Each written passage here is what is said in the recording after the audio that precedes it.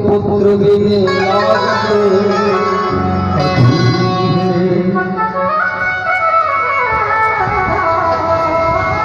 क्योंकि प्यारे मां और बेटे का तो रिश्ता ही कुछ अलग होता है।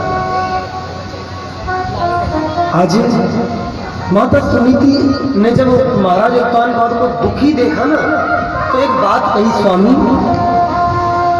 क्यों ना आप एक काम करो। बोले क्या? कि आप दूसरा विवाह कर लो। आज महाराज उत्तानपाद देखने लगे, देवी तुम ये क्या कर रही हो, मैं दूसरा विवाह कर लूं? कि काटो बुरो करील को स्वामी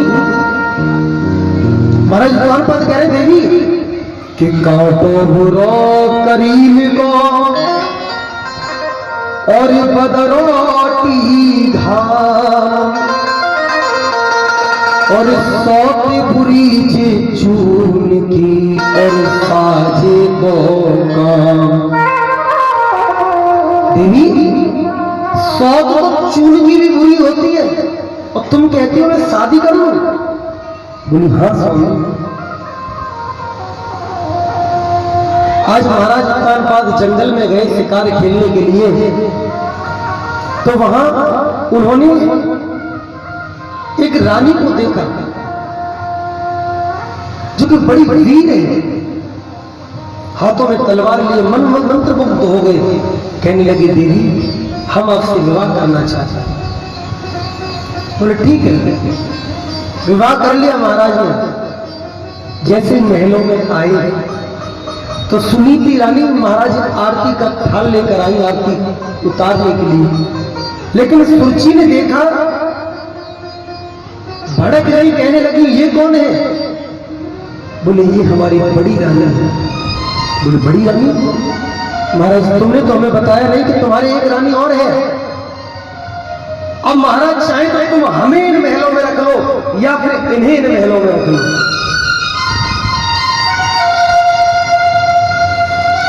हम तो महाराज जैसा ये बात कही तो आज माता सुनीति उन महलों से बाहर जाने लगी। सब लोग देख रहे हैं कि देखो एक रानी ये जो ये कहती थी कि तुम विवाह कर लो, मुझे कोई आपत्ति नहीं है। दूसरा ये जो कि इन्हें इस महल में एक कमरा देने पर आपत्ति है। लेकिन प्यारे क्या बात है, समय समय की बात है और समय समय का खेल, समय बिगड़ने में नहीं लगे जरा सी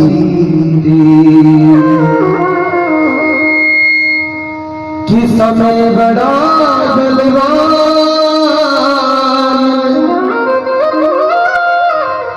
ना कोई समझ है पाया,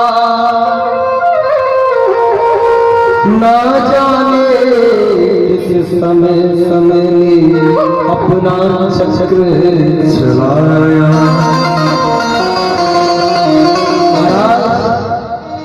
एक दिन पहले जो महलों की रानी थी आज छोटी रानी को आ गई, आज वो महलों से निकाल दी गई। अब तो एक बनवास हो गई। लेकिन प्यारे सुनीति रानी टूटी नहीं। कुछ लोग होते हैं ना जो जरा सा दुख आ जाए टूट जाते हैं, देखा जाते हैं, लेकिन प्यारे वो टूटी नहीं। वो अपने मन में एक विचार करने लगे, दुख सुख अपने कर्मों से मिलता है। भगवान नहीं देते, अपने कर्म से मिलता है। शायद मेरे नसीब में ये लिखा होगा कि मुझे दुख भोगना है,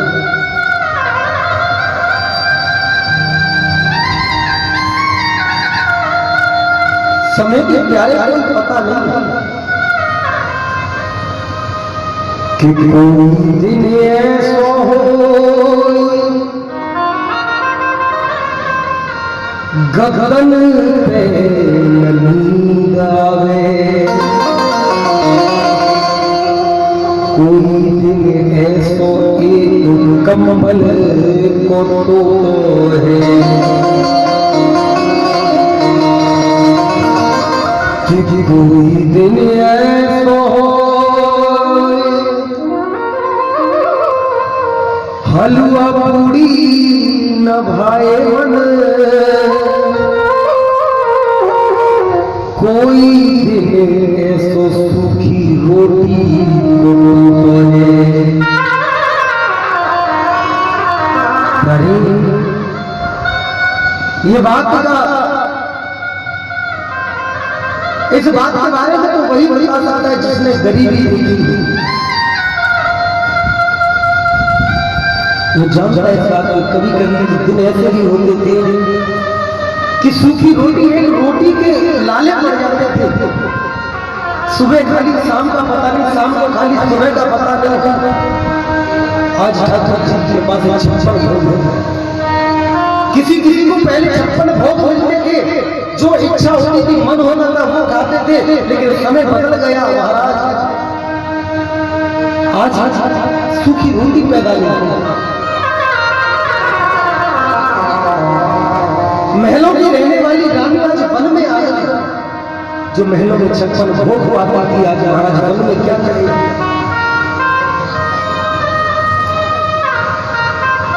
आज महाराज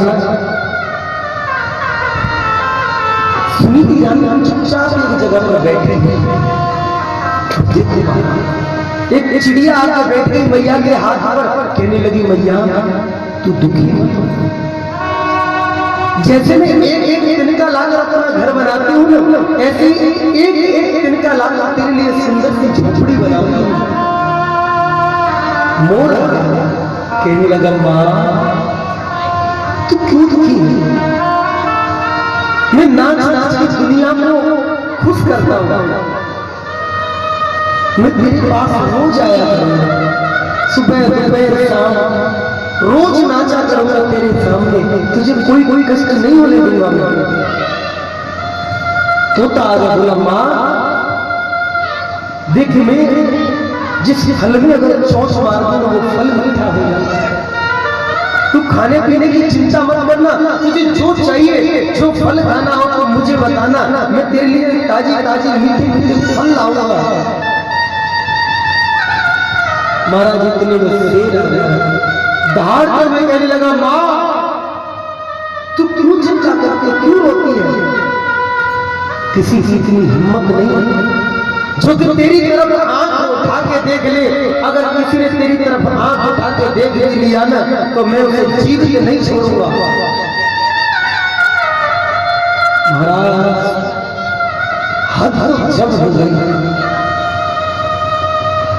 हद जब हो गई कि जब एक खरगोश का बच्चा आया और मैया की गोदी में आकर बैठी रही, कहने लगा माँ तू क्यों चिंता करती, तुझे पुत्र का दुख है, तो मुझे अपना पुत्र मानना। जब जब मुझे आवाज देगी तो मैं तेरी गोदी में आकर बैठ जाऊंगा। मैं तेरी इस झोपड़ी के बराबर में यहीं बैठा रहा करूंगा, तेरा मन लगा रहेगा। लेकिन प्यारे आज सुनीति मां बात सोचती है क्या बात।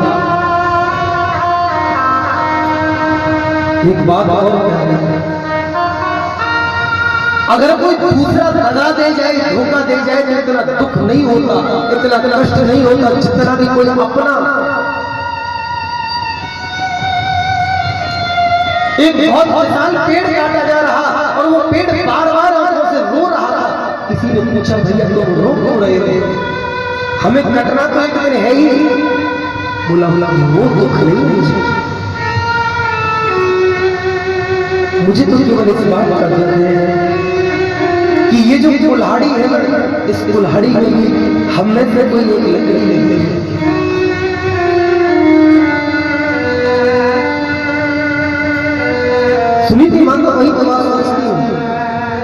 कहती है कि जो दर्द मिला अपनों से मिला, गैरों से शिकायत कौन करे।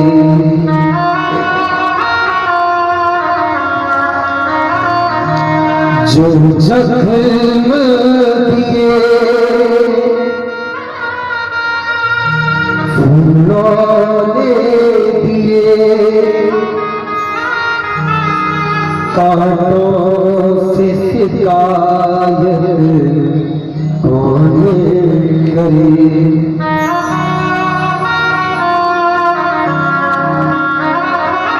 अरे इसी बात करते हैं, लेकिन मैया चैन से रहते हैं। कहते हैं जा पे कृपा राम की होई, ता पे कृपा करे सब कोई। किसी बात की चिंता नहीं, किसी बात का दुख नहीं। एक दिन महाराज जंगल में कुछ संत पधारे, मैया ने संतों की बड़ी सेवा की। महाराज तो घर पर कभी संत आ जाए, अतिथि आ जाए तो कभी दुखी नहीं होना चाहिए।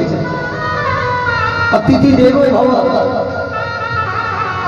ये नहीं होना चाहिए महाराज कि अतिथि आ गए और तुम उनके सामने कहने लगे ये और आ गए। न जाने कब भगवान के स्वरूप में आपके घर आ जाए। कभी संत महापुरुष आए। देखिए एक चीज और समझ लीजिए, कोई कैसा व्यक्ति कोई भी आपसे कुछ मांग रहा है तो आप देना चाहिए। अब चाहे वो उस पैसे से कुछ भी करे, लेकिन आपने तो दे दिया तो आपके अकाउंट में तो ऐड हो गया। आपने दे दिया तो आपके अकाउंट में तो ऐड हो गया। प्यारे संत आए, बड़ी सेवा की, तो संतों ने कहा मांग बेटा तुझे क्या चाहिए। तो देखिए आज सुनीति माता का भाव क्या है। लोग तो अपने लिए करते हैं, जो कुछ भी करते हैं सोचते हैं कि हमारा हो। लेकिन जब संतों ने सुनीति माता से पूछा मांग बेटी तुझे क्या चाहिए, तो सुनीति माता ने कहा बाबा अगर तुम देना चाहते हो तो महाराज की जो छोटी रानी सुरुचि है ना, उसकी गोद अभी सूनी है, उसके यहां कोई संतान हो जाए। संतों के नेत्रों में आंसू आगे, कहने लगे वाह। लोग तो अपने लिए सोचते हैं कि सबसे पहले हमारा पेट भरे तब किसी दूसरे का नंबर आए, लेकिन कहने लगे तथास्तु। लेकिन बेटी हम तुझे भी एक आशीर्वाद देते हैं, पुत्रवती भव। देवभूति माता सोचने लगी बाबा ये आप क्या कह रहे हो, आपको पता भी है, आप सोच समझकर आपने कहा है, ऐसे कह दिया है। आपने मुझे आशीर्वाद दिया पुत्रवती भव। महाराज अब मैं वो रानी नहीं हूं जो पहले महलों में रहा करती थी, अब मैं वन में रहती हूं, कहां से पुत्र आए। लेकिन महाराज कहने लगे जो हमने कह दिया वो होगा रहेगा। और बाबा जी भी लिखते रामचरितमानस में कि मोर वचन चाहे पड़ जाए पीका, मोर वचन चाहे पड़ जाए पीका, मोर वचन चाहे पड़ जाए पीका, मोर वचन चाहे पड़ जाए पीका, वचन मोर वचन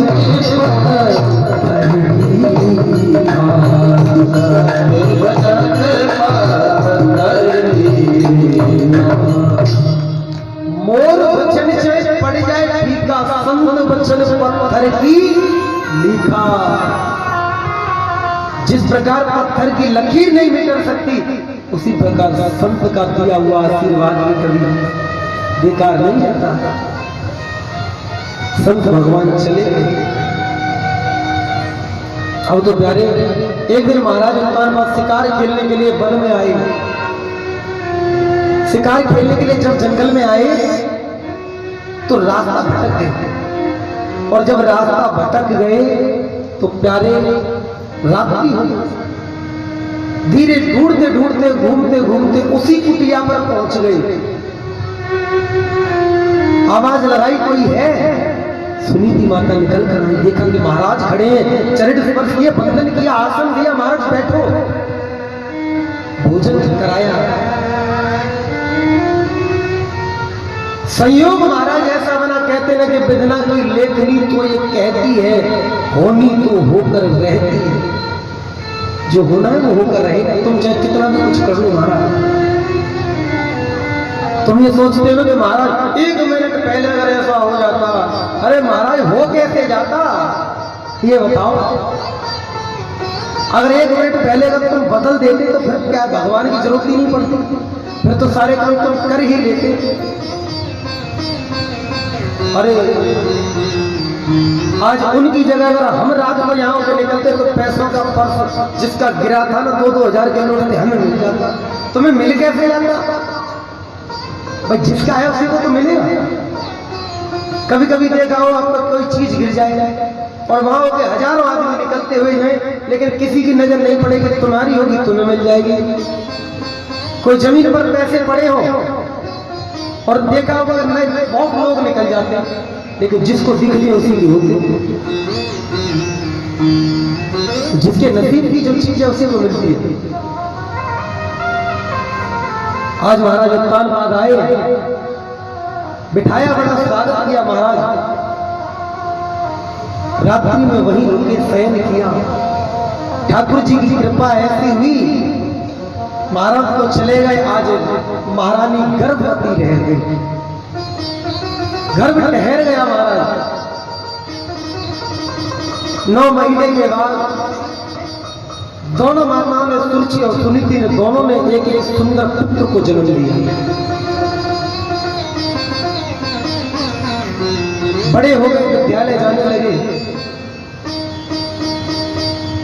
महाराज उत्तानपाद सुनीति माता के पुत्र का नाम पड़ा ध्रुव और सुरुचि के पुत्र का नाम पड़ा उत्तम।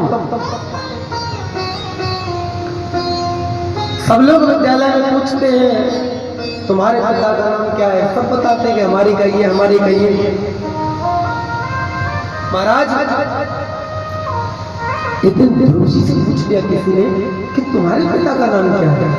सबसे पिता छोड़ने के लिए आते, लेने के लिए आते, ना तो तुम्हारे पिता कभी लेने आए ना कभी छोड़ने आए।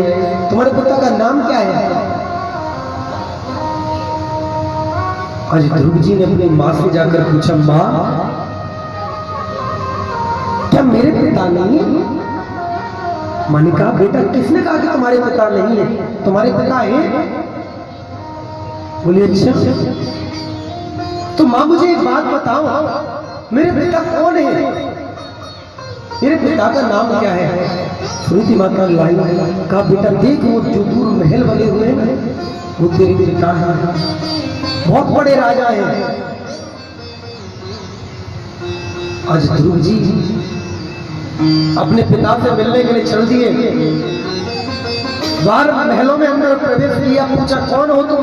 बोले मैं सुनीति माता का पुत्र हूं ध्रुव।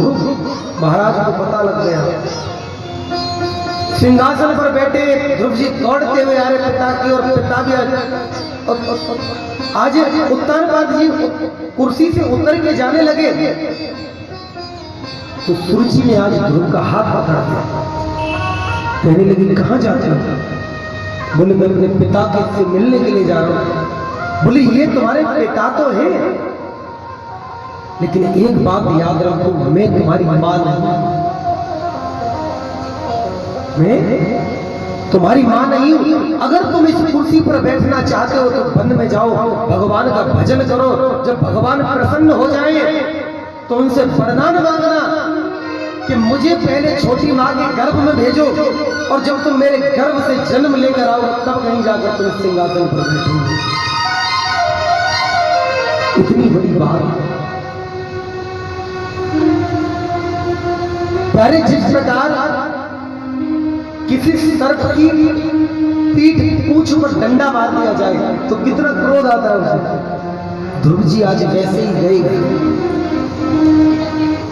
मां से पूछा, मां मौसी ने मेरे से ऐसे ऐसे कहा है, लेकिन प्यारे को मां आज की मां नहीं थी। आजकल अगर किसी के बच्चे को डांट दो तो महाराज लड़ने के लिए तैयार हो जाते हैं। पहले अगर किसी ने डांट दिया है ना, पहले तो लोग ये कहते थे, अगर बच्चे ने आकर शिकायत की कि माता जी आज बराबर वाले आंटी ने मुझे डांटा, तो माँ यही कहती थी, बेटा तूने कोई गलती की होगी, तूने कोई गलती की होगी जब आंटी ने तुझे डांटा है। विद्यालय में बच्चों को पढ़ाने के लिए भेजते थे तो यही कहते थे जो अध्यापक होते थे, गुरुदेव इसकी इतनी पिटाई करना, चाहे जो कुछ भी करना, आपसे कोई कुछ कहने नहीं आएगा, लेकिन आज से ये आपके हाथ में। और आज बच्चों में अगर थोड़ी सी अगर सर ने पिटाई लगा दी तो माता पिता जाएंगे, अरे आपने हमारे बच्चों को पीटा कैसे।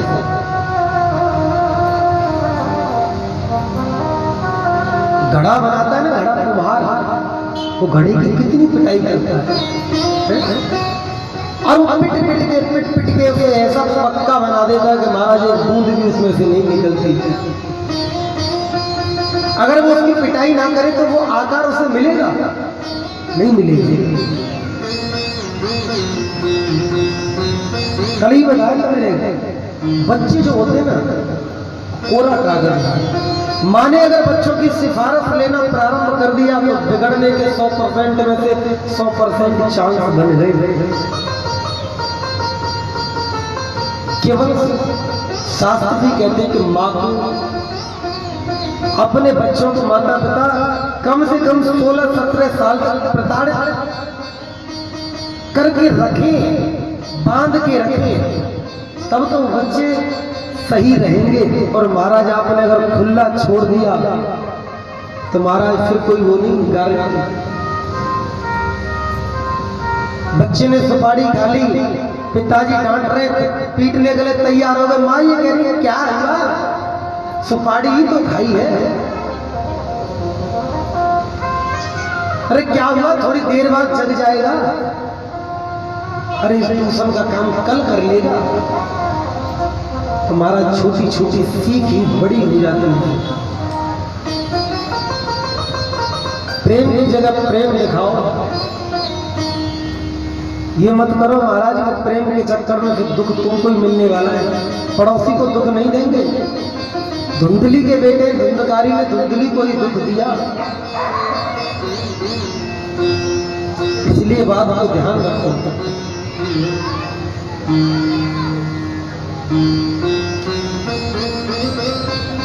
ध्रुव जी कहने लगे, माँ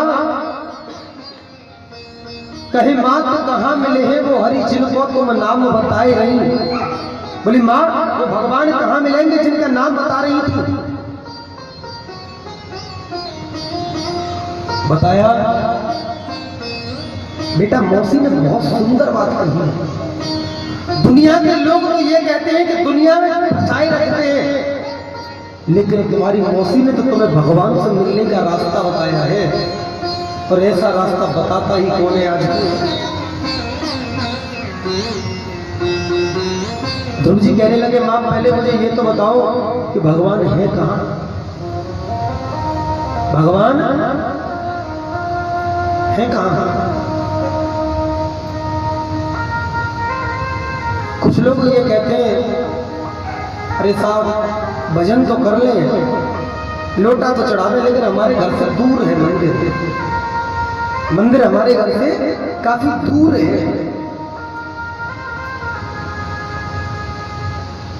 भगवान के मंदिर में आए तभी भगवान की याद आई, उससे पहले भगवान है ही नहीं, क्या करें। भगवान के सामने जाएंगे तब भजन करेंगे, भगवान का नाम लेंगे। और कहीं महाराज बैठे हो और वहां सांप निकल आए जंगल में, फिर क्या कहेंगे, हे भगवान अब बचा लो। तो जंगल में भगवान कहां से आए, फिर तो यही तो कहते हैं, हे भगवान अगली बार बचा लो। अरे भगवान तो हर जगह है, लेकिन भगवान को देखने वाली जो हमारी आंखें हैं ये खराब हो गई।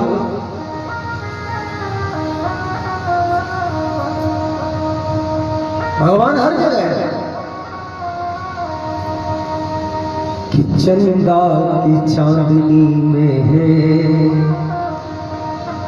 सूरज की रोशनी में है,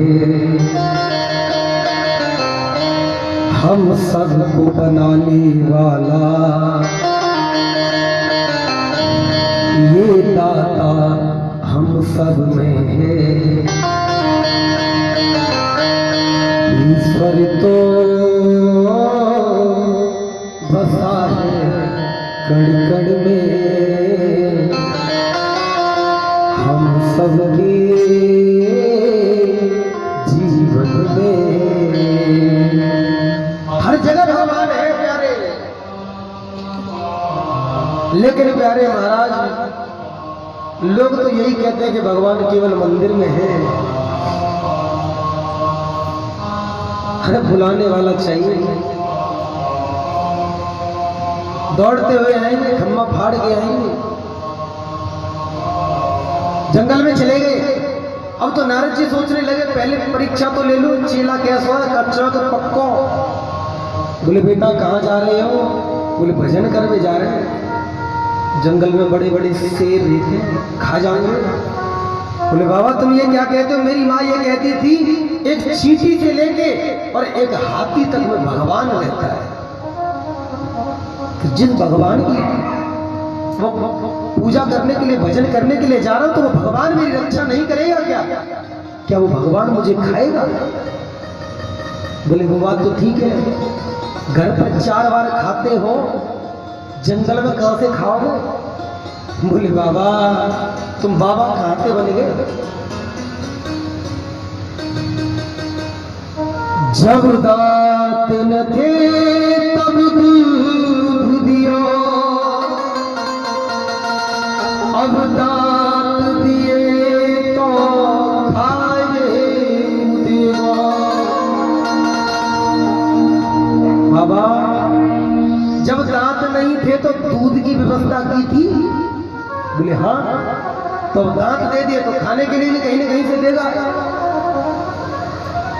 ये बात तो सही है। मंत्र दे दिया, ओम नमो भगवते वासुदेवाय, मंत्र का जाप करने लगे। 3 दिन महाराज भोजन करते, 3 दिन नहीं करते। फिर नियम बना लिया कि 6 दिन तक, 6 दिन का गैप करके जल पी लेते। फिर तो महाराज जल भी छोड़ दिया, घास खाने लगे। 9 दिन तक जल छोड़ दिया। फिर से अब तो महाराज 12 दिन का गैप करके 12 दिन वायु पी लेते, केवल वायु। 12 दिन कुछ नहीं। धीरे धीरे समय ऐसा आया कि महाराज उन्होंने वायु को ही जीत लिया, श्वास को जीत लिया। अब तो महाराज कुछ नहीं करते, केवल भगवान का भजन करते हैं। त्राक्रांते कपित्थ वदरासना।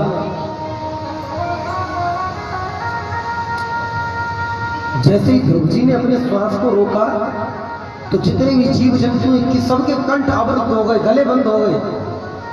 भगवान के पास गए सब लोग, बोले प्रभु ये क्या? बोले कि एक मेरा भक्त मेरा भजन कर रहा है। और दिन तो भगवान ये कहते थे कि मैं दर्शन देने जाऊंगा, लेकिन भगवान ने आज ये कहा जब तक मैं उसके दर्शन नहीं कर लूंगा तब तक सब ऐसे ही रहेगा। आज प्रभु आए,